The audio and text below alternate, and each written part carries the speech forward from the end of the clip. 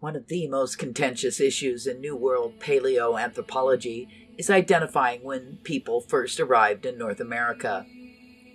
According to popular belief, Asian hunter-gatherers crossed the Bering Land Bridge about 12,000 years ago. Some experts are willing to push the dating back to around 30,000 years ago, while a growing number of people are claiming evidence of human habitation in the Americas much earlier in the Pleistocene.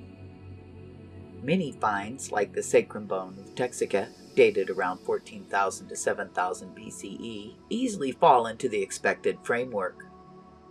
Discovered in 1870, the ancient Paleo-Indian sculpture is carved in a Pleistocene-era bone of a prehistoric camel, and is considered among the earliest pieces of art from the American continent. In the 1970s, Richard E. Moreland of the Canadian National Museum of Man and the Archaeological Survey of Canada studied modified bones from the Canadian Old Crow River sites. Moreland came to the conclusion that numerous bones and antlers showed traces of deliberate human labor done before they became petrified.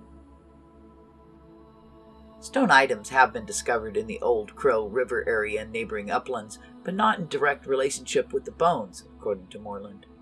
These incised bones were discovered in an early Wisconsin glacial floodplain, which dates at 80,000 years before present, and had been transported and placed by the river. This threw conventional theories about New World's population into complete disarray. A specialist, on receiving two of the bones from Moreland, used an electron scanning microscope to study the marks, comparing them to over 1,000 recorded bone marks.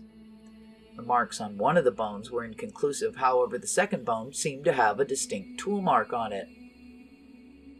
In 1984, researchers reported that the modification suggesting human work could have been created by river ice.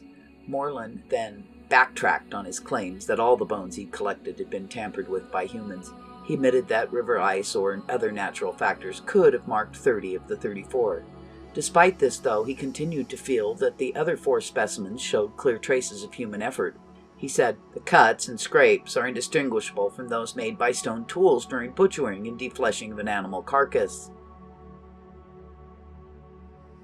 A discovery of 6 mammoth bones unearthed from the Anza-Borrego Desert was made by George Miller, curator of Imperial Valley College Museum in El Centro, California. The incised bones display marks similar to those made by stone tools. The bones are at least 300,000 years old, according to uranium isotope dating by the U.S. Geological Survey, and paleomagnetic dating and volcanic ash samples indicate 750,000-year-old age.